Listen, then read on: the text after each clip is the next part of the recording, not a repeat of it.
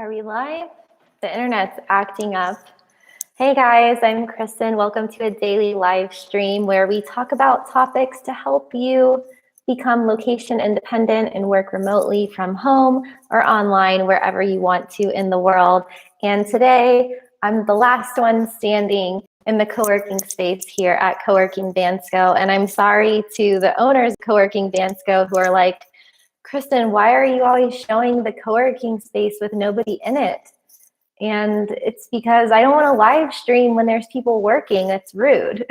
So anyway, hey guys, how's it going? So just popping in for a quick live stream today. And I was going to use my phone, but I didn't. We're using the laptop.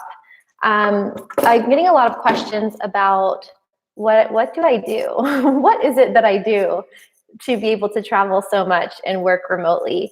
And I do have a couple videos kind of about who I am and my background and my channel trailer and things like that. But I am getting a lot of questions about that. And so I'll answer that for you.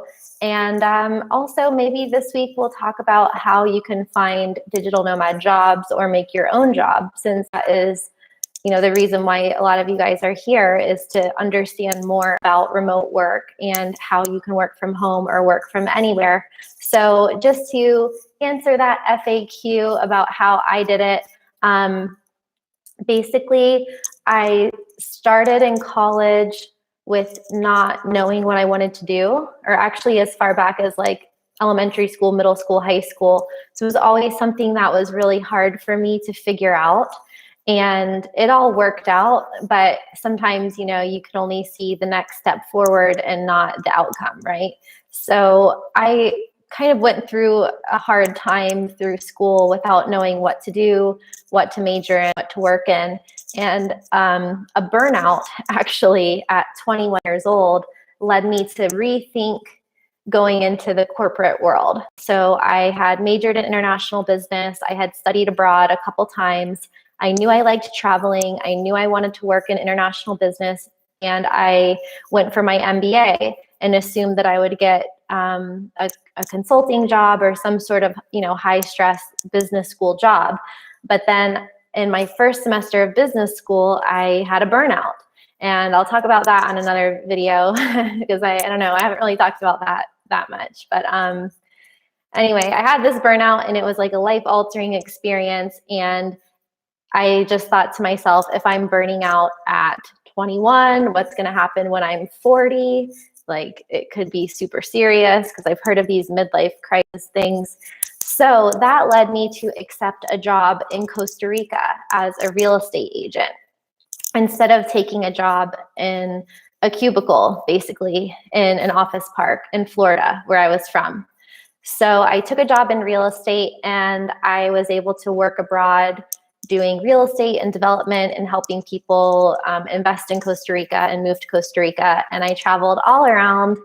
I think I made it to like somewhere around 30 countries in like the first, let's say 10 years from when I was 17 to 27. And I learned a lot of skills along the way. And in 2011, I started my own relocation company. So it's called Poker Refugees, and it currently focuses on helping poker players work online in other countries. So poker players and sports bettors and people who are affected by regulation where they can't play poker professionally in their home countries. So what I did was I took the concept of a relocation company and I made it online. So the first year and a half or 2 years, I did a lot of stuff in person with my clients, one-on-one, and meeting them in person and looking at their houses in person and everything like physically. But after learning and refining my processes over many years, or over like the first couple of years, basically, and training other people, I was able to start traveling and take my business online. So I manage everything remotely from my computer, and I work in all of these different cities and countries around the world that I've already visited or I've already lived in, or I speak the language or some combination of those things. And I will actually travel to a new city in a new country to set up a relocation process and then offer that as a destination on my website to my clients. And then I set up a network there of contacts and providers and independent contractors like translators and drivers and accountants and lawyers and all of the people that are needed for an international relocation. And then I can manage it from anywhere in the world. So I only meet like 1% or 2% of my clients now in person, but they always meet somebody from my company in person or somebody who I've hired. So that's what allows me to travel and work all around the world is this history of learning from business, majoring in international, studying international human resources and global mobility, which is corporate relocations, how executives and corporate employees would be relocated on international assignments around the world. I learned that back in my teens and early 20s. And then I went to business school, and then I went and actually did it for 7 years, relocated myself, helped other people move and invest in other countries. And then after I had that experience, I turned it into an online business. Well, online business. And then after that, I heard about digital nomads. And that brings me to what I'm doing today, which is over the years, I was getting a lot of emails from people who were saying, well, they would say like, I'm a writer, or I'm a graphic designer, personal trainer, or I'm a bartender. Can you help me move to a different country? Can you help me come to Costa Rica? Can you help me go to Mexico? What do I need to do to move to Canada or Europe, or all these things? So I started answering people's questions and helping not just poker players and sports bettors, but couples and families and all sorts of different people to move to different countries. But I pretty much max out every year at like how many people I can help. And it's only a handful of people per month because each relocation is so time intensive and so resource intensive. So instead of just, okay, I'm going to expand the service and charge more, I was like, how can I help more people and charge less, but scale it and reach more people and share what I know? Because now I'm only helping like 100 people per year. So obviously with the internet, I can reach thousands of people or millions of people per year. And if they don't work with me one-on-one, at least I can give them the information to help them do it themselves.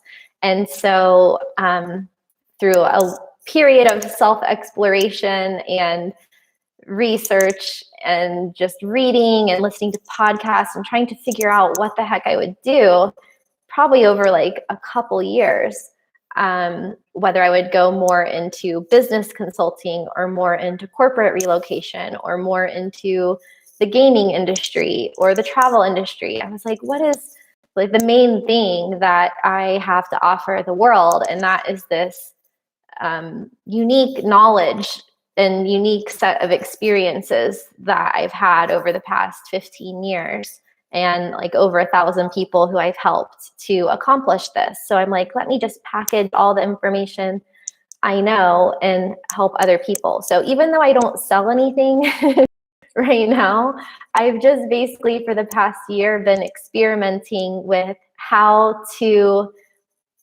organize the information that I have in a way that is going to be of the greatest value and benefits people.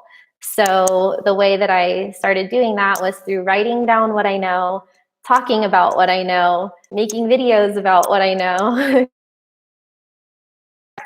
So instead of getting an email or a private message, I post about it, or I can create a blog about it, and other people can see it and other people can read it or other people can watch it, and everyone can like talk about it and give their tips and their advice or ask their follow-up question or whatever.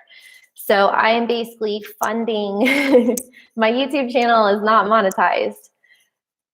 I should monetize it at some point, but for now I'm just keeping it like no ads. I'm just funding this channel with my savings and with income that I get from my consulting relocation company. So if you want to learn more about that company, it is pokerrefugees.com. And I also have orbisrelocation.com. So I'll link to those below. I think maybe my chat is not working because I can't chat. It's like blank. Like the screen, like there's nowhere for me to type. I don't know why it's not showing up. So if you guys are trying to chat right now, I see you. Hi. I don't know why it's not working. All chat? Oh my God. It was just on a different thing. I'm sorry. I didn't see you guys. It just all showed up right now. Okay. Let me say hi to everyone. Boss is here. I do this every day, but yeah, I don't know why that didn't click. Must be my YouTube settings. Johnny Ray is here. Ahmed is here. Saji is here.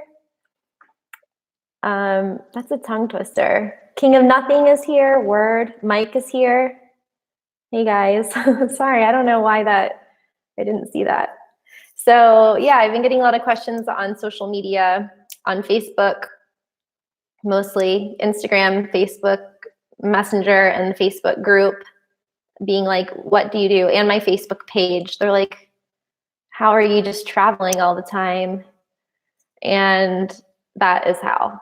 So I've been traveling since I was a teenager. I've been funding it in different ways through scholarships, through student loans, through real estate. I was a lifeguard. I taught surf lessons. I worked at a restaurant in Costa Rica. I bartended. I've done all sorts of things.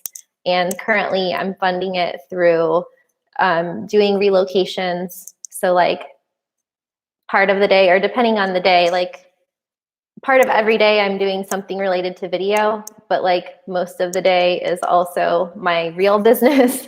And then also a couple hours now for writing for my book. So it's been, yeah, I'm working a lot, but I know I can do it. If Gary Vee can do it, I can do it. I watched a video of him today at lunch, and he said that he worked like every single day. He didn't take a day off for 10 years. So if he did that and he didn't die, then I can do it for like a year or a few months or whatever, or a few years. Yeah, Ahmed. Okay, I will. So the reason I haven't monetized my YouTube channel is that, I mean, no one likes ads, first of all. And I feel like YouTube doesn't really, I mean, they don't pay that much.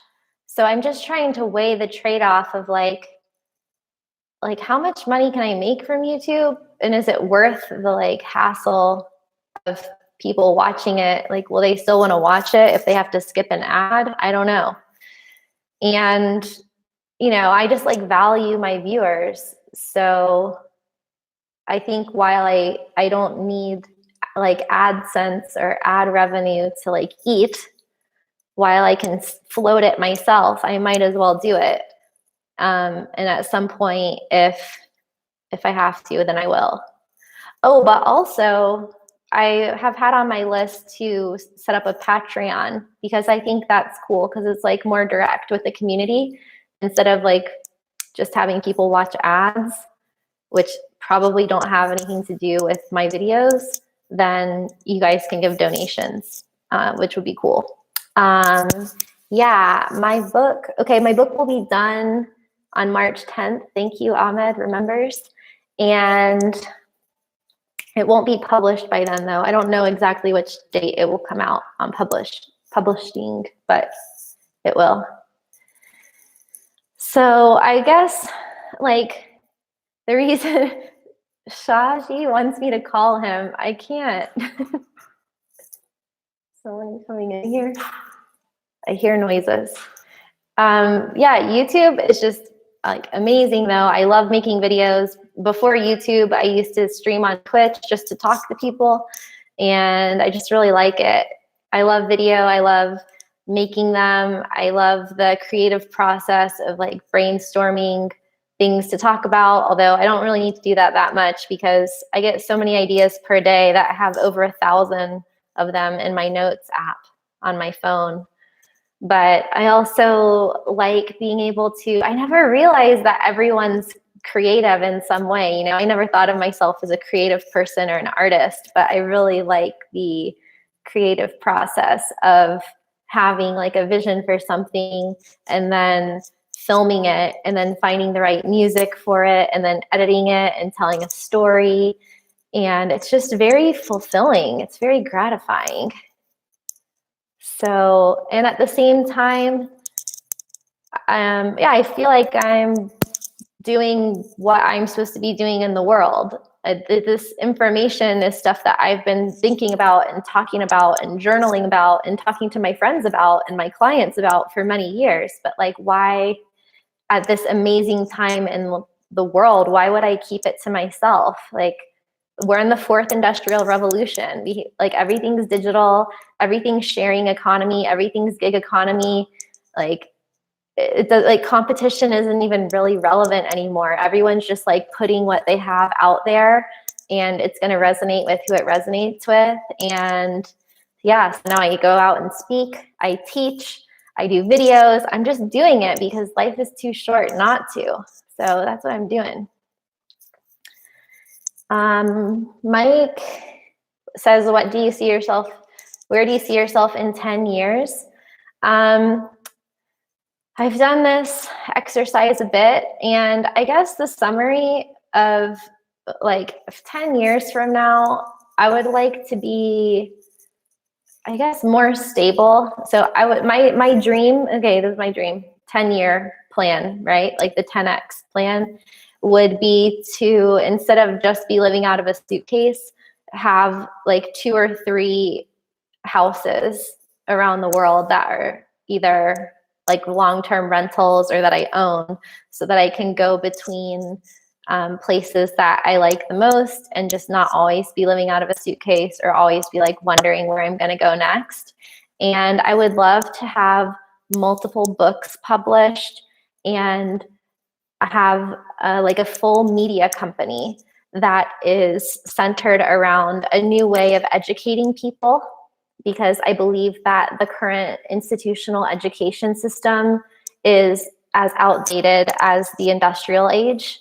Like our current government funded school system is basically made to create workers for factories, and we need to start completely different. So there's companies like WeWork doing things like WeGrow, where they have like new schools for kids. So I would love to have a company that is changing everything about the way that we see education and the integration of work and life. So that's my main goal. But yeah, in 10 years, I would just like to have more of my ideas actually brought to life and like actually implemented, because the last 10 years when I was working in real estate and relocation, most of my business ideas just went into a folder on my computer or on a hard drive, and I didn't do any of them. So now I just want to do as much as I can, as fast as I can, and hopefully have enough funding for that.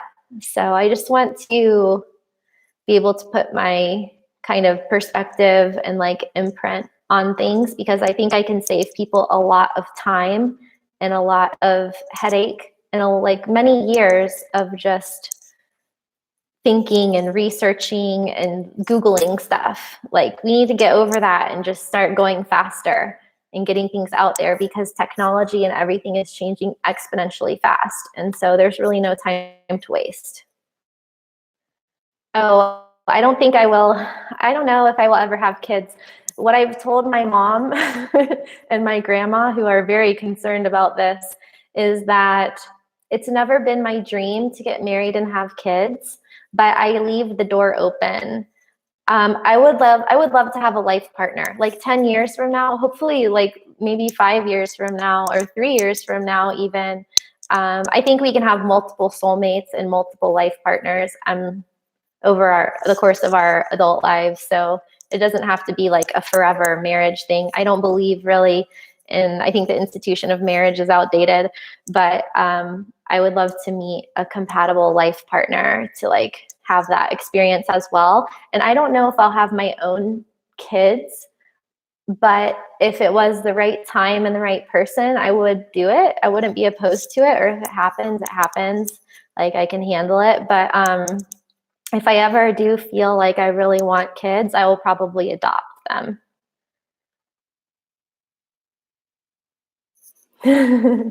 Ahmed, yes, you're so right. Kristin, why not make a specific time to do the live stream for 3 days per week?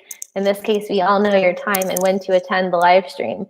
Very good point. Yeah, this is my huge weakness. Because of travel and my schedule, I've never been consistent at live streaming at a certain time. And in my group, I do it once a week on Facebook. So I tell them the time like the day of or the day before. But since I started doing it every day, it has been random times of the day. So yeah, I just don't know what time, because I'm always in like different places. What time works for you guys? Like right now it's 7 o'clock here. Because like sometimes we have events. So sometimes we have like a dinner or some meeting or something like that. And then sometimes I'm snowboarding, but I could always live stream from my phone. So maybe I'll try to do something like, yeah, can I make a poll as a YouTube post? Yeah, I should do it at different times during the week, because maybe some days like Monday, Wednesday, Friday, a certain time, and Tuesday, Thursday, another time, because people are all over the world and in different time zones. Hey, Francesco, you've been on the Nomad cruise and you feel like what? Wait, sorry, which part were you referring to? Oh, feel like you can't be consistent? Yeah, it's tough. It's like being ADD in a way. But maybe I'll do like nighttime here, Monday, Wednesday, Friday. Yeah, like 6 or 7 p.m., 6 p.m. Isn't it 5 p.m. GMT right now?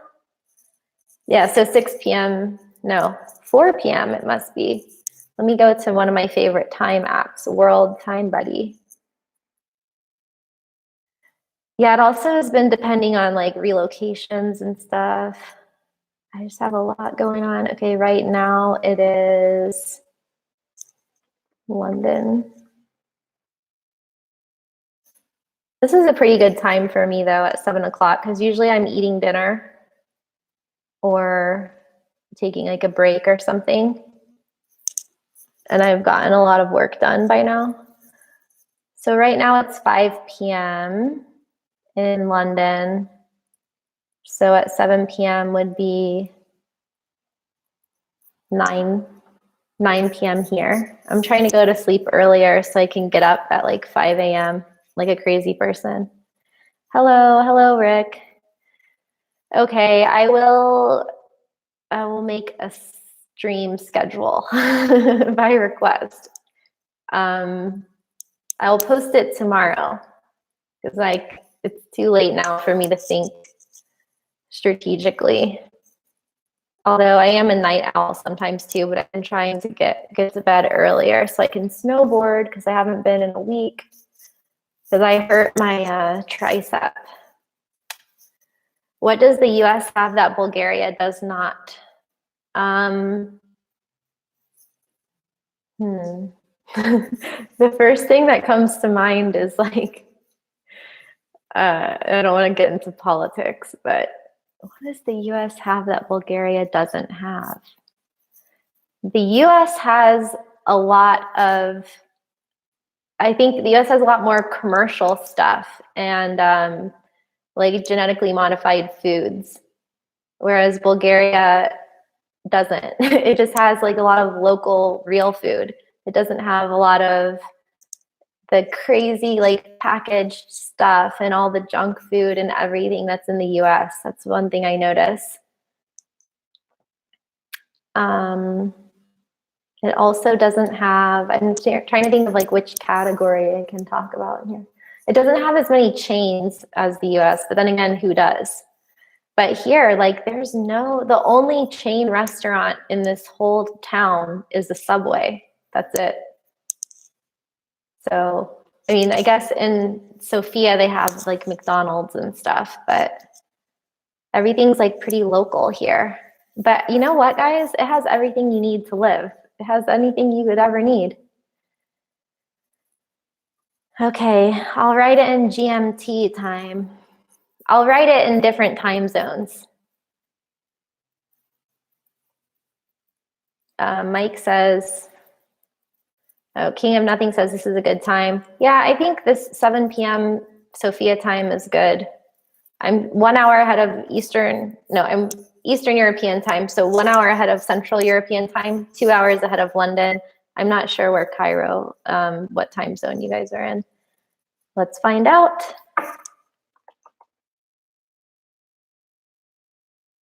Cairo is gonna be, oh, Cairo's in the same time zone. Okay, that answers that. Mike says, what do I miss about the USA? Mostly just my family. I miss my family. I do miss my stuff. Like I miss having a closet with all my stuff. I don't need it, but I do miss it. Like I miss having like different clothes to wear. I miss my car, and being able to like just have like my own stuff. But it's like a marginal thing. Like the big thing is like family. And I do miss my friends, but I have friends everywhere. So I just miss all of them all the time from every country. It's not just the US. But I've been living outside of the US for so long that I don't even remember what I miss about it. I've basically been living abroad since I was 20. But that being said, I have spent a lot of time with my family because I get to go back for like a month or a few months and then spend time with them and leave. So I get more quality time, I think. Rick says, Kristin, you're giving this guy inspiration to work from home. Thank you. Oh, thank you. I'm glad you're inspired. This is what I'm trying to do. Like not be an inspiration, mind you, but just to relay what is possible. Like a hunter-gatherer kind of. Like I've gone out around the world in 60 countries and I've seen all of this stuff and experienced all of this stuff. And I don't know why it's all a secret. Like I want to just bring it to the surface so that people can make decisions based on things that they might not have known were options. So Francesco says, hey, Kristin, what do you think about stay? What is that? Do you have any retirement plan as a digital nomad? Because as a digital nomad, I feel like not staying at home and just moving around. Yeah, well, I've always been self-employed, so I always had my own retirement plan. And my retirement plan has been live below my means anyway. So I always have a financial cushion, and which is pretty easy when you live in like countries that aren't very consumerism focused and materialistic. And then I also have a Roth IRA and a SEP IRA, and I have some CDs. But I did lose a lot of money in the stock market, so I've kind of shied away from doing that. That was like 10 years ago. And I also own some real estate, like properties and stuff. So I wish I had saved more, but I think it's pretty good. I do think that sometimes you can like use money to make more money now than like saving it later. So you just have to find what works for you, like how much to save and how much to invest in your business or in your skill set.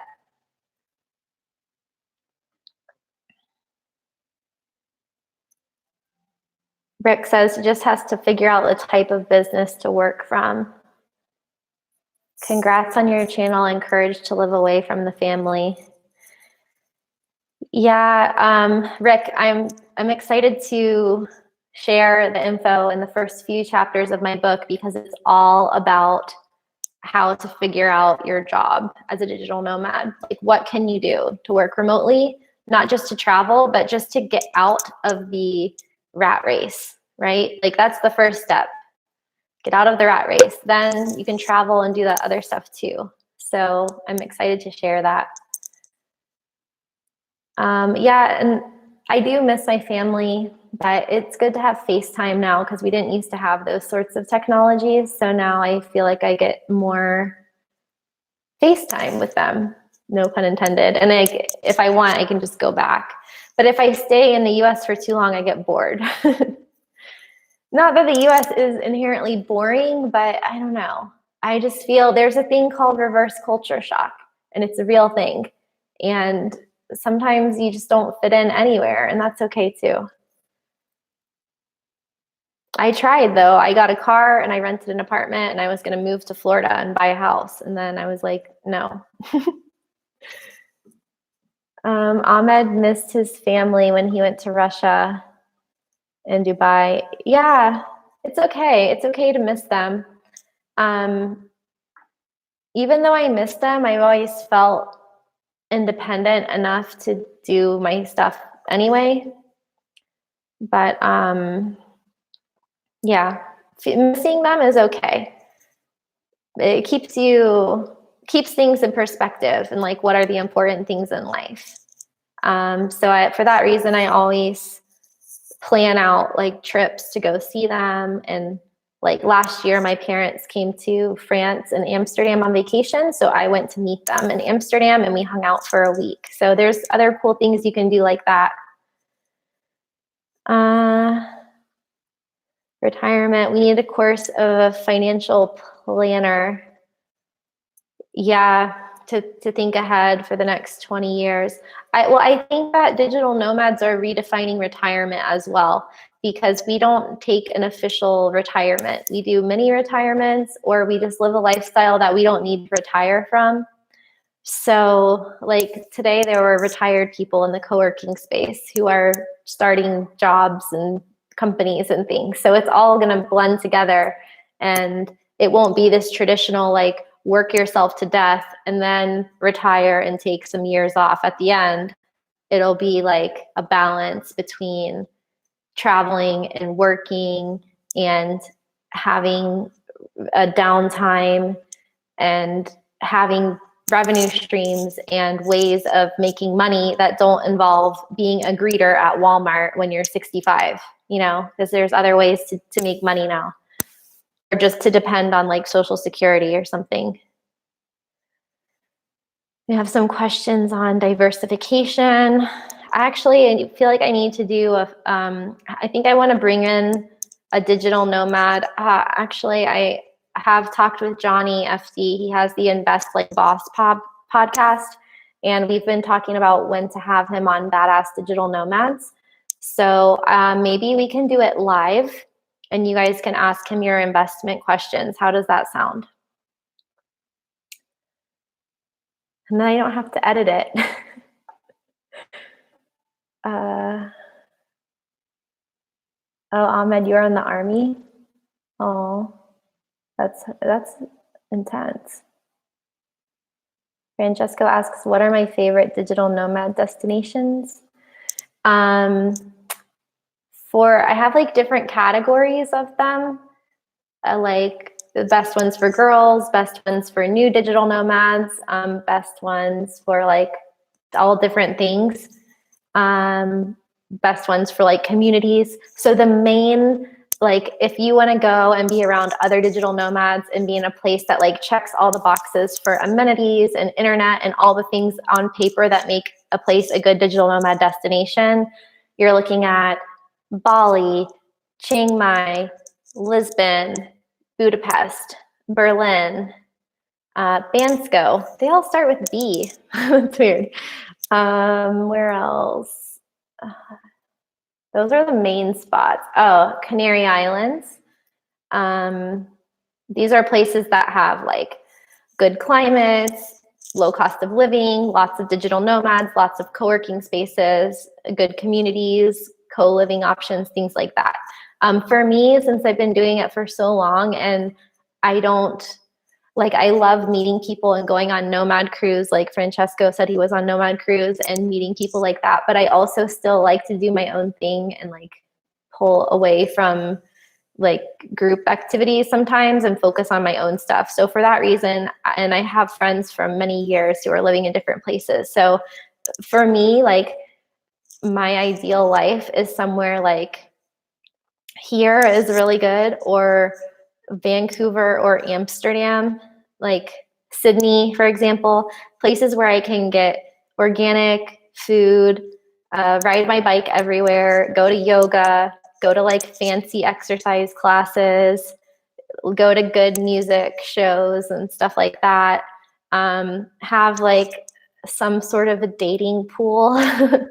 And that doesn't happen everywhere. So I guess Bansko is not that good for that. Like Bansko is good now for snowboarding and working and good internet and community, but it doesn't have the same kind of vibe and environment as somewhere like Amsterdam, where I can like ride my bike to the yoga place and get a fresh juice and like go to a techno show and, you know, and go to co-working and all that stuff. So those are the places I like. But it just depends on what you like. Like a lot of guys really like Medellin because there's like beautiful Colombian women there and the cost of living is low and there's good internet and there's lots of co-working and parties and drinking and stuff like that. But it's like, for me, Medellin, like I like it to visit. I don't want to live there. But other people would be like, you're insane. I also like Playa del Carmen. That's one of my favorite spots. How do I work around visa processes for an extended stay? Okay, oh, you have a European passport, so you can just go to Europe. In Europe, the way I do it is I have to make sure that I don't overstay my Schengen visa. So that's 90 days every 180 days. And so I mix that with Schengen and non-Schengen countries. So non-Schengen being like the UK, Bulgaria, Serbia, Albania, like Eastern Europe, stuff like that. And then I've never stayed too long. Like I can stay up to 6 months in the UK, up to 6 months in Ireland, I think, or 90 days in Ireland, 90 days in Schengen, and then 90 days in every non-Schengen country. So by that time, I can go back into the Schengen zone again. Tech Lord says, do you accept cryptocurrency as payment sometimes? Yes, I do. Actually, I've been accepting Bitcoin since like 2011 or 12 or something. Sadly, I don't have much Bitcoin, but well, that's a long story. But yeah, I do. What is something on my bucket list I didn't do yet? There are some places I haven't been to. One that I just signed up is to go to the Arctic Co-working Lodge, which is in Lofoten, Norway, at the very, very top of Norway. And I'm so excited for that. I'm going to go there this summer. I just booked a month. So shout out to the Arctic Co-working Lodge guys. And some other places, I want to go spend like some serious time in the wine country in France and Spain and Italy. Like just, I love those areas. They're so magical. They're just so beautiful. The vibe is amazing and it's so like relaxing and you just feel like you're in the 16th century or something. I really want to just go plant myself over there for a little while. So that's on my bucket list.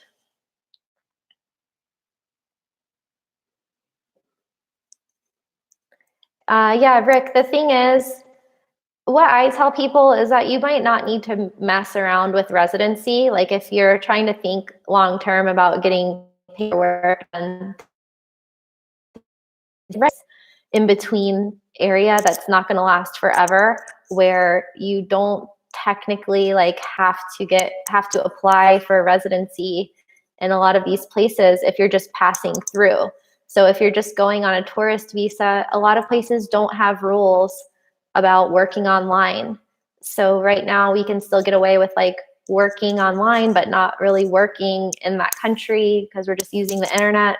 So you can move around, but it just depends on your goals. Like if you want to be somewhere for like the next 5 years, 10 years, then yeah, you want to probably get a residency permit of some kind.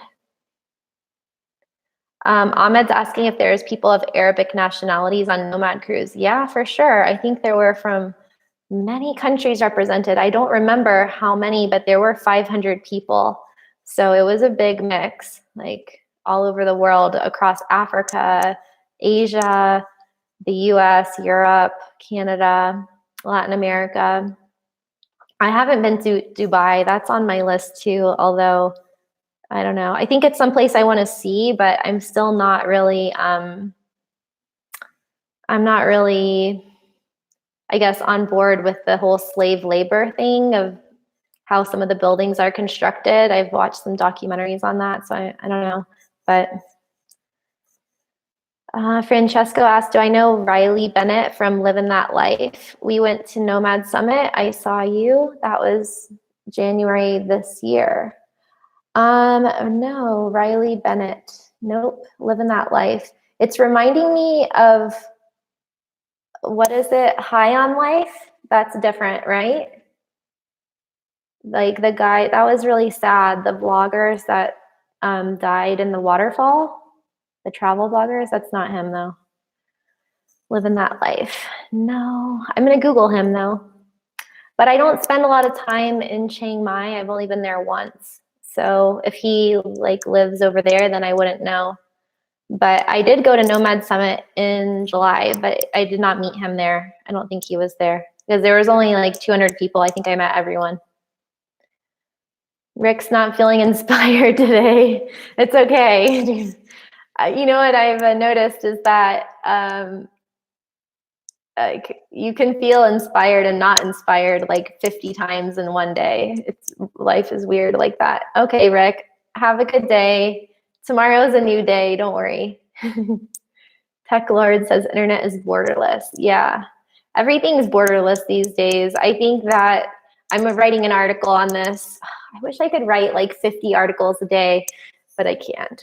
It could take me like 2 or 3 months to write all of them. But I think that governments, the economy, like nobody's ready for this shift. I think it's going to catch everyone off guard. I mean, local governments, state governments, country governments, like nobody's ready. I have a lot of theories on how things are going to go. Vlad, hey Vlad. Rick says, come to Antalya. It's great here. Antalya, I don't know how to say it. No, I don't sell anything on Amazon. I would like to go there too. There's a lot of places, but I'm tempering my wanderlust with work at the moment. Yeah, High on Life. You know, actually, I almost was gonna do. Oh no, my battery is about to die. I'm on reserved power. Yeah, I got to go back to work anyway. But yeah, I actually, before that happened, I was going to do a video on like kind of like a critical video about what they were doing because they were promoting a lot the like get paid to travel thing, and it sounded very misleading. And so I wanted to do kind of like a rebuttal to that because I don't know, I have some issues with the whole get paid to travel marketing scheme. But then that happened and I was like, I don't want to touch that because it's not even happening anymore anyway. Oh, you work with Living That Life on YouTube. What do you guys do? Did we meet before, Francesco? Did we meet on Nomad Cruise? I can't see your face in this picture. Tech Lord's talent is also nice. Boom, I have 2 Estonia videos coming out soon in the next month, so keep an eye out. One is a vlog, and one is Estonia for digital nomads. So we'll have some Talon footage in there. Oh, Pi is here. Hey, Pi. Good evening and good morning to you in New Zealand or wherever you are. Shoot. Okay, I'm on 6%. Ahmed says, let's have the next live stream be about encrypted mail service like Proton Mail. Do I think it's important for privacy? Yeah, I do. Also, I want to talk about VPNs and how to keep your stuff safe when you're abroad. So we can talk about that. I don't know if we'll do it this week, but tomorrow is Bulgaria for Digital Nomads video. But maybe we'll do it later this week. Otherwise, next week we can talk about that. Remind me. Cool. Okay, guys, I'm gonna go back to work. The grind is real. So goodbye, everybody. Boss, Johnny, Ahmed, Shaji, Mike, Abdur, Francesco, Rick, Algian Mas, Tech Lords, Vlad, Pikachu. Cool. Yeah, bye, Francesco. Send me a message or something of like what you guys are doing, or I'll Google you. All right. Bye, everyone. Yes, be inspired. So that's how I work online. Any other questions? See you tomorrow on another location independent live stream. Bye.